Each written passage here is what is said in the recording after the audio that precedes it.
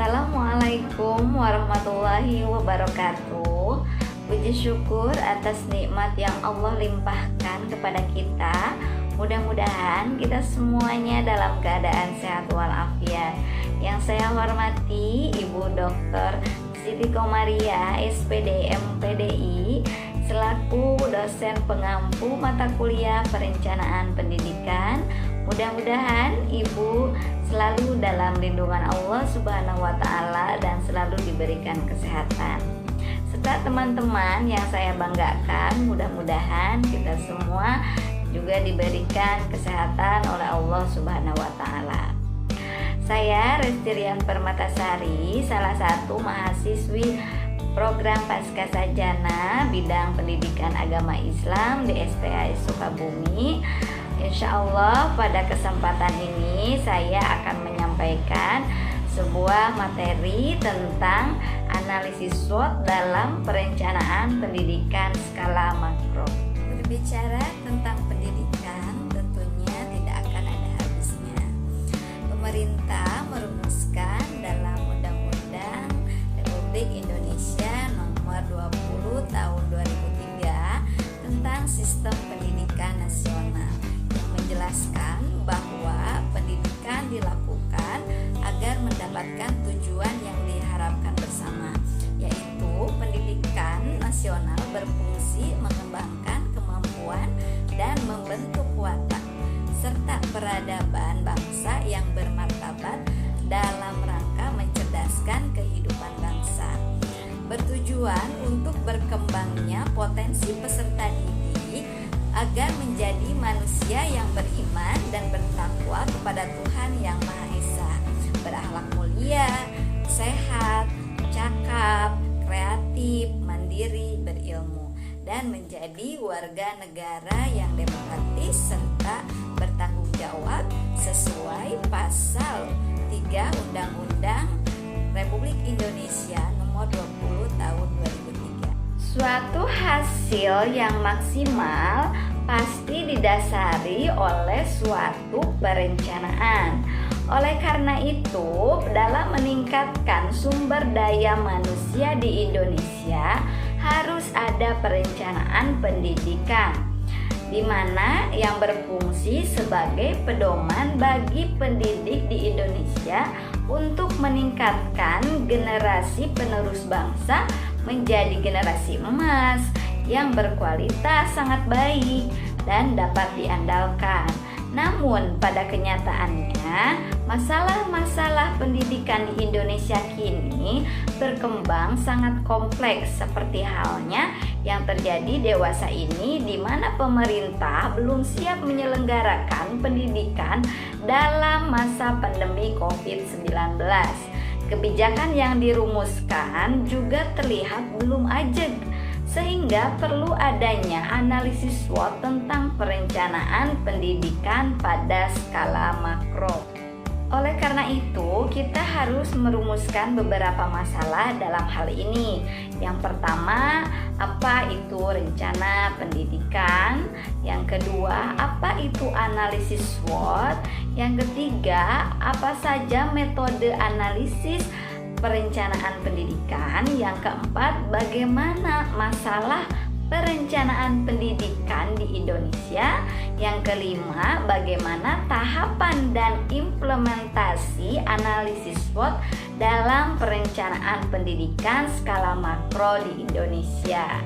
Hal ini bertujuan untuk mengetahui pengertian dan penjelasan tentang perencanaan pendidikan, untuk mengetahui secara rinci penjelasan terkait analisis SWOT, yang selanjutnya untuk mendapatkan pemahaman yang rinci tentang metode analisis perencanaan pendidikan, untuk mendapatkan pemahaman yang rinci tentang masalah perencanaan pendidikan di Indonesia, serta untuk mendapatkan pemahaman yang komprehensif tentang tahapan dan implementasi analisis SWOT dalam perencanaan pendidikan skala makro di Indonesia.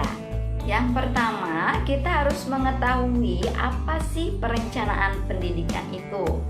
Perencanaan pendidikan merupakan suatu proses dalam perumusan kebijaksanaan, suatu instrumen dan teknik dalam penentuan prioritas dan merupakan bagian integral dari perencanaan pembangunan sosial ekonomi suatu bangsa, serta merupakan jembatan penghubung antara harapan peserta didik, orang tua, masyarakat, dan pemerintah dalam mencapai tujuan pendidikan.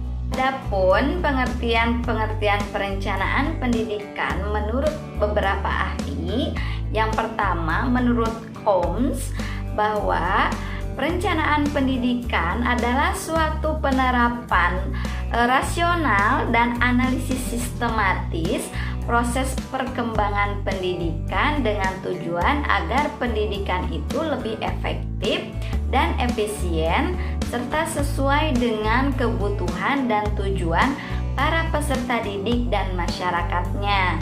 Sedangkan menurut George, perencanaan pendidikan adalah proses mempersiapkan kegiatan di masa depan dalam bidang pembangunan pendidikan, yaitu tugas dari perencanaan pendidikan. Nah, selanjutnya kita harus mengetahui apa itu analisis SWOT. Analisis SWOT adalah sebuah metode perencanaan strategis yang digunakan untuk mengevaluasi kekuatan, kelemahan, peluang, dan ancaman yang terjadi di dalam proyek atau sebuah organisasi, atau mengevaluasi lini produk sendiri maupun pesaing. Dalam hal pendidikan, yang dianalisis adalah kebijakan dari sebuah perencanaan. Adapun kekuatan dan kelemahan dikelompokkan ke dalam faktor internal, sedangkan peluang dan ancaman diidentifikasi sebagai faktor eksternal. Bila diterapkan secara akurat, asumsi sederhana ini mempunyai dampak yang sangat besar atas rancangan suatu strategi yang berhasil. Analisa ini secara logis dapat membantu dalam proses pengambilan keputusan. Proses pengambilan keputusan berkaitan dengan visi dan misi serta tujuan satu organisasi. Sehingga analisis SWOT dapat digunakan sebagai alat efektif untuk menganalisis faktor-faktor yang mempengaruhi organisasi sebagai proses pengambilan keputusan untuk strategi perencanaan yang akan dikembangkan. Oleh sebab itu, perlunya metode analisis perencanaan pendidikan. Secara ideal, setiap tugas ditentukan alat dan metodenya masing-masing. Ada banyak metode yang digunakan dalam sebuah perencanaan. Akan tetapi yang biasa dipakai dalam perencanaan pendidikan adalah yang ditemukan oleh August Westmith, menyebutkan ada 8 metode perencanaan pendidikan yang digunakan, yaitu sebagai berikut. Di antaranya yang pertama adalah metode analisis mengenai alat atau cara serta tujuan, atau mean, wise, and analysis. Metode ini digunakan untuk meneliti sumber-sumber dan alternatif untuk mencapai tujuan tertentu. 3 hal yang perlu dianalisis dalam metode ini, yaitu yang pertama adalah means, yang berkaitan dengan sumber-sumber yang diperlukan. Yang kedua, wise, yang berhubungan dengan cara atau alternatif tindakan yang dirumuskan serta yang akan dipilih. Dan ends, yang berhubungan dengan tujuan yang hendak dicapai. Ketiga aspek tersebut ditelaah dan dikaji secara timbal balik. Yang kedua, metode analisis masukan dan keluaran input-output analysis. Metode ini dilakukan dengan mengadakan pengkajian terhadap interrelasi dan interdependensi berbagai komponen masukan dan keluaran dari suatu sistem. Metode ini digunakan untuk menilai alternatif dalam proses transformasi. Yang ketiga yaitu metode analisis ekonometrik atau yang dikenal econometric analysis. Metode ini menggunakan data empirik, teori ekonomi ini dan statistika dalam mengukur perubahan dalam kaitan dengan ekonomi. Metode ekonometrik ini mengembangkan persamaan-persamaan yang menggambarkan hubungan ketergantungan di antara variabel-variabel yang ada di dalam suatu sistem. Yang selanjutnya, metode diagram sebab akibat atau cause effect diagram. Metode ini digunakan dalam perencanaan dengan menggunakan sekuen hipotesis untuk memperoleh gambaran tentang masa depan yang lebih baik. Metode ini sangat cocok untuk perencanaan yang bersifat strategik. Untuk selanjutnya adalah metode Delphi. Metode ini bertujuan untuk menentukan sejumlah alternatif program, mengeksplorasi asumsi atau fakta yang melandasi judgement tertentu dengan mencari informasi yang dibutuhkan untuk mencapai suatu konsensus. Selanjutnya, metode prosedur penelitian ilmiah atau heuristik. Metode ini dirancang untuk mengeksplorasi isu-isu dan untuk mengakomodasi pandangan-pandangan yang bertentangan atau ketidakpastian. Metode ini didasarkan atas seperangkat prinsip dan prosedur yang mensistematiskan langkah-langkah dan usaha pemecahan masalah. Yang selanjutnya yaitu metode analisis siklus kehidupan, life cycle analysis. Metode ini bisa digunakan dalam bidang pendidikan, terutama dalam mengalokasikan sumber-sumber pendidikan dengan melihat kecenderungan dari berbagai aspek yang dapat dipertimbangkan untuk merumuskan rencana dan program. Yang terakhir yaitu metode analisa nilai tambah atau value-added analysis. Metode ini digunakan untuk mengukur keberhasilan peningkatan produksi atau pelayanan. Dengan demikian, kita dapat mendapatkan gambaran singkat tentang kontribusi dari aspek tertentu terhadap aspek lainnya. Akan tetapi, di Indonesia sendiri banyak sekali masalah-masalah perencanaan pendidikan di Indonesia. Dalam menyusun rencana pendidikan, masalah kerap kali terjadi pada prosesnya. Ada beberapa masalah dalam perencanaan pendidikan yang dilihat dari berbagai aspek. Di antaranya, yang pertama rendahnya sarana fisik, yang kedua rendahnya kualitas guru, yang ketiga rendahnya prestasi siswa, yang keempat rendahnya kesempatan pemerataan pendidikan serta mahalnya biaya pendidikan. Tahapan-tahapan implementasi perencanaan pendidikan pada skala makro dalam penyusunan sebuah rencana terlebih dahulu harus dipahami dan dirumuskan tahapan dari perencanaan tersebut. Apapun langkah-langkah perencanaan pendidikan dalam skala makro antara lain contoh penetapan kebijakan dalam program pembelajaran jarak jauh atau PJJ dalam rangka memutuskan mata rantai 2019 atau COVID-19. Dalam penerapannya, yang pertama tahap yang harus kita lakukan adalah menentukan tujuan. Perencanaan dimulai dengan keputusan-keputusan tentang keinginan atau kebutuhan dalam proses penyelenggaraan pendidikan. Tanpa rumusan tujuan yang jelas, organisasi akan menggunakan sumber dayanya secara tidak efektif.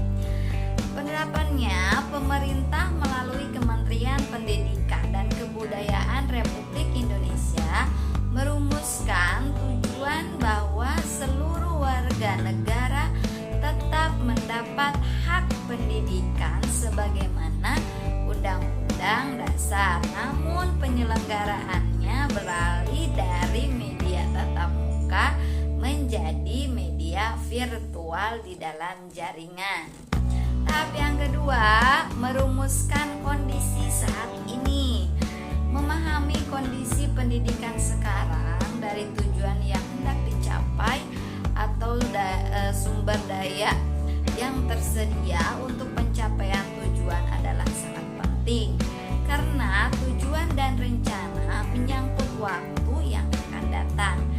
Hanya setelah keadaan lembaga saat ini dianalisa, rencana dapat dirumuskan untuk menggambarkan rencana kegiatan lebih lanjut. Tahap kedua ini memerlukan informasi terutama keuangan dan data statistik yang dapat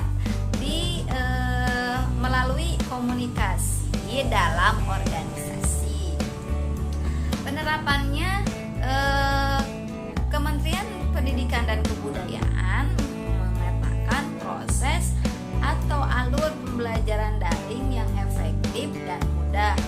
Hal ini penting di masa darurat COVID-19 ini. Dianggap perlu mengurangi porsi capaian kompetensi dasar dalam setiap mata pelajaran. Maka Kementerian Pendidikan dan Kebudayaan merumuskan materi pembelajaran yang sifatnya pokok saja, sekaligus dapat mengakomodir pendidikan hidup bersih dan sehat dalam rangka pencegahan penularan virus yang terintegrasi dengan materi pembelajaran. Adapun tahap yang ketiga, di mana kita harus mengidentifikasi segala kemudahan dan hambatannya, segala bentuk kekuatan, kelemahan, kemudahan, dan hambatan perlu diidentifikasi terlebih dahulu untuk mengukur kemampuan perencanaan dalam mencapai tujuan. Oleh karena itu, lingkungan internal dan eksternal yang dapat membantu organisasi mencapai tujuannya atau yang mungkin menimbulkan masalah walaupun sulit dilakukan, antisipasi keadaan, masalah dan kesempatan serta ancaman yang akan terjadi di waktu mendatang sebagai esensinya dari sebuah proses. Nah, implementasinya Kementerian dan Kebudayaan Pendidikan mendisplay kelemahan, kekurangan, dan kelebihan yang mendukung program pendidikan jarak jauh ini. Salah satunya memberikan akses layanan internet di daerah-daerah terpencil perdesaan atau memanfaatkan layanan yang mudah diakses oleh seluruh masyarakat. Misalnya dengan menayangkan secara nasional pembelajaran di stasiun terkemuka agar seluruh masyarakat bisa serentak dengan mudah mendapatkan layanan pendidikan di masa pandemi ini. Selain itu, bagi siswa-siswa yang berada di kota dengan kemudahan akses internet yang cukup, pembelajaran bisa diarahkan kepada life skill atau keterampilan hidup guna meningkatkan dan beradaptasi. Pada tahap keempat, yaitu menghitung biaya yang dibutuhkan. Perhitungan biaya yang dilakukan dengan menggunakan satuan biaya atau standarisasi harga yang berlaku untuk setiap kelompok kebutuhan dengan memperhatikan fluktuasi harga. Penerapannya, Kementerian Pendidikan dan Kebudayaan merancang anggaran guna mendukung dan suksesnya program pembelajaran jarak jauh, sebuah alternatif untuk menghindari penularan virus corona. Anggaran ini dialokasikan untuk yang pertama, pemberian kuota internet secara gratis kepada seluruh siswa di Indonesia dengan sistem Dapodik agar terintegrasi. Yang kedua, pemerintah menyediakan layanan akses WiFi gratis bagi wilayah-wilayah tertentu yang memang sulit mendapatkan akses provider. Yang ketiga, pemerintah menambahkan ketersediaannya akses internet bagi masyarakat desa terpencil agar sama-sama bisa mendapatkan hak pendidikan. Dan masih banyak cara lagi yang tentunya bisa diukur secara rasional dan dapat dipertanggungjawabkan. Tahap yang kelima dalam perencanaan itu yaitu menetapkan sasaran.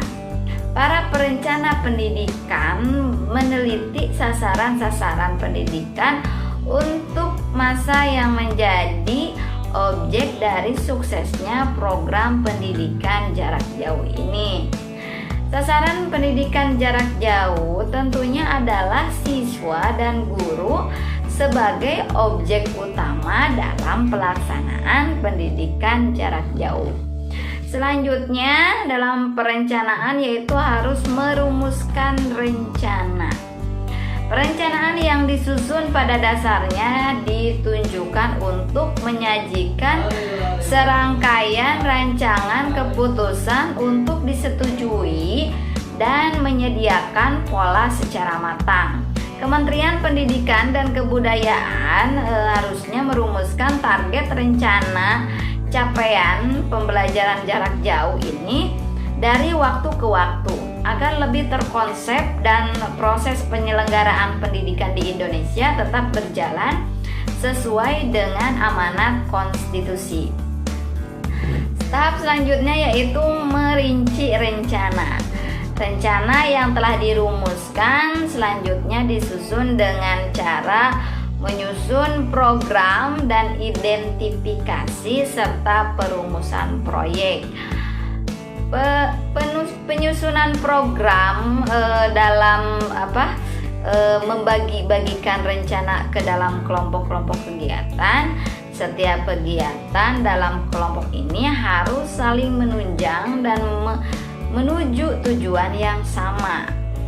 Setelah rencana ditetapkan, maka dirinci sesuai dengan kebutuhan. Misal penyederhanaan kurikulum diserahkan pada lembaga atau direktorat yang bertanggung jawab terhadap hal tersebut, termasuk di dalamnya peningkatan prestasi siswa dan lainnya. Tahap selanjutnya yaitu tahap pengimplementasian. Fase ini sudah sampai pada pelaksanaan rencana yang disusun. Implementasi ini mulai dilakukan apabila masing-masing proyek yang diusulkan sudah disahkan. Oleh karena itu, kerangka organisasi untuk berbagai proyek dikembangkan berdasarkan biaya tahunan. Di samping itu, dikembangkan rencana operasionalnya seperti pendelegasian wewenang, penugasan tanggung jawab, pengadaan mekanisme umpan balik dan pengawasannya. Setelah rencana tersusun, maka tahapan selanjutnya adalah mengimplementasikan atau mengeksekusi hasil perencanaan dengan memanfaatkan sumber daya yang ada dan melakukan pengawasan dalam pelaksanaannya. Selanjutnya yaitu tahap mengevaluasi. Dapat dikatakan sebagai kegiatan akhir dalam proses perencanaan sebelum revisi dilakukan.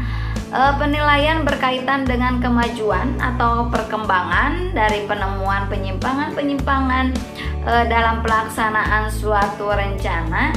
Penilaian yang dilakukan juga bermanfaat untuk melihat rangkaian kegiatan dalam proses perencanaan. Setelah proses implementasi, kemudian langkah selanjutnya mengevaluasi hal-hal yang terjadi. Bila terdapat hal yang kurang baik dalam penerapannya, maka dapat dilakukan perbaikan dengan memperhatikan hal-hal yang berhubungan dengan pembelajaran jarak jauh yang sudah direncanakan. Nah, kesimpulannya dari perencanaan pendidikan melalui analisis SWOT ini, bahwa analisis perencanaan pendidikan dilakukan untuk menentukan kegiatan yang hendak dilakukan pada masa depan di bidang pendidikan. Perencanaan merupakan tindakan menetapkan terlebih dahulu apa yang akan dikerjakan, bagaimana mengerjakan apa yang harus dikerjakan, dan siapa yang akan mengerjakannya. Perencanaan sering juga menjadi jembatan yang menghubungkan kesenjangan atau jurang antara keadaan masa kini dan keadaan yang diharapkan terjadi pada yang masa akan datang. Dalam dunia pendidikan, untuk menganalisis perencanaan diperlukan berbagai langkah seperti yang telah dikemukakan oleh Kementerian Pendidikan dan Kebudayaan, yaitu yang pertama, pengumpulan data, mendiagnosis, perumusan kebijakan, perkiraan kebutuhan pada masa depan. Dapat kita ambil kesimpulan dari tahapan penerapan perencanaan skala makro bahwa analisis perencanaan pendidikan dilakukan untuk menentukan kegiatan yang hendak dilakukan pada masa depan di bidang pendidikan. Perencanaan merupakan tindakan menetapkan terlebih dahulu apa yang akan dikerjakan, bagaimana mengerjakan, apa yang harus dikerjakan, dan siapa yang akan mengerjakan. Perencanaan sering juga menjadi jembatan yang menghubungkan kesenjangan antara jurang keadaan masa kini dan keadaan yang diharapkan terjadi di masa yang akan datang. Dalam dunia pendidikan, untuk menganalisis perencanaan diperlukan berbagai langkah seperti yang dikemukakan oleh Kementerian Pendidikan dan Kebudayaan, yaitu yang pertama pengumpulan data, yang kedua mendiagnosis, yang ketiga perumusan kebijakan, serta yang keempat perkiraan kebutuhan masa depan. Selanjutnya yaitu perhitungan biaya serta penetapan sasaran, kemudian adanya perumusan rencana serta perincian rencana, lalu penerapan rencana serta evaluasi rencana dan revisi rencana. Nah, itu tadi tahapan-tahapan penerapan perencanaan skala makro melalui analisis SWOT. Baiklah teman-teman, terima kasih saya ucapkan. Mudah-mudahan ada manfaatnya, khususnya bagi saya, umumnya bagi kita semua, dan mohon maaf banyak sekali kekurangan yang memang itu semata-mata keluar dari kebodohan saya. Wabillahi taufik, wassalamualaikum warahmatullahi wabarakatuh.